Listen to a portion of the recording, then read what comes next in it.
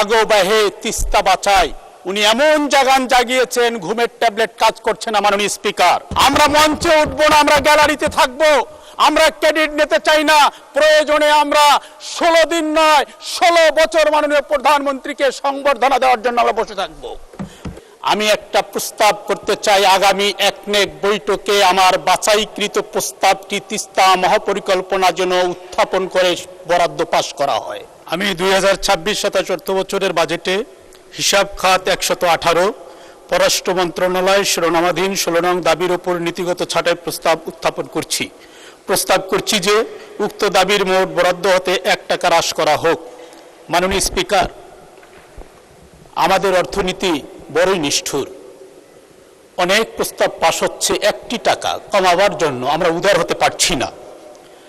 তাই আমি এই ছাঁটাই প্রস্তাব থেকে বের হয়ে এসে, যদিও অর্থনীতি নিষ্ঠুর, আমাদের মাননীয় প্রধানমন্ত্রী, আমি গতকালকে দেখেছি উনি শক্তভাবে একটি কথা বলেছেন, যে কোনো মূল্যে তিস্তা মহাপরিকল্পনা উনি বাস্তবায়ন করবেন।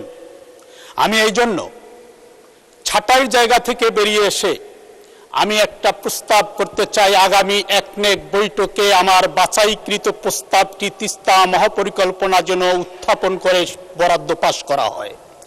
এটি যদি করা হয় তাহলে আমরা খুশি হব, কারণ আমাদের মাননীয় মন্ত্রী আসাদুল হাবিব দুলু, উনি জাগো বাহে তিস্তা বাঁচাই, উনি এমন জাগান জাগিয়েছেন ঘুমের ট্যাবলেট কাজ করছে না। মাননীয় স্পিকার, তাই যে কোনো মূল্যে তিস্তা মহাপরিকল্পনা আগামী একনেক বৈঠকে যেন মাননীয় প্রধানমন্ত্রী পদ্মার মতো বরাদ্দ ঘোষণা দিয়ে উত্তরাঞ্চলের 2 কোটি মানুষের মুখে হাসি ফুটান।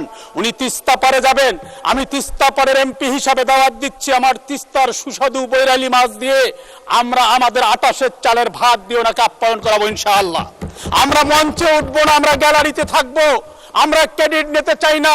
প্রয়োজনে আমরা 16 দিন নয় 16 বছর মাননীয় প্রধানমন্ত্রীকে সংবর্ধনা দেওয়ার জন্য আমরা বসে থাকবো। মাননীয় স্পিকার, আমি আমার এই বাছাই প্রস্তাবটি, যেহেতু ছাঁটাই হানায় পিষ্ট হয়ে যাচ্ছে, এই জন্য বাছাই প্রস্তাবটি আগামী। ধন্যবাদ মাননীয় সদস্য।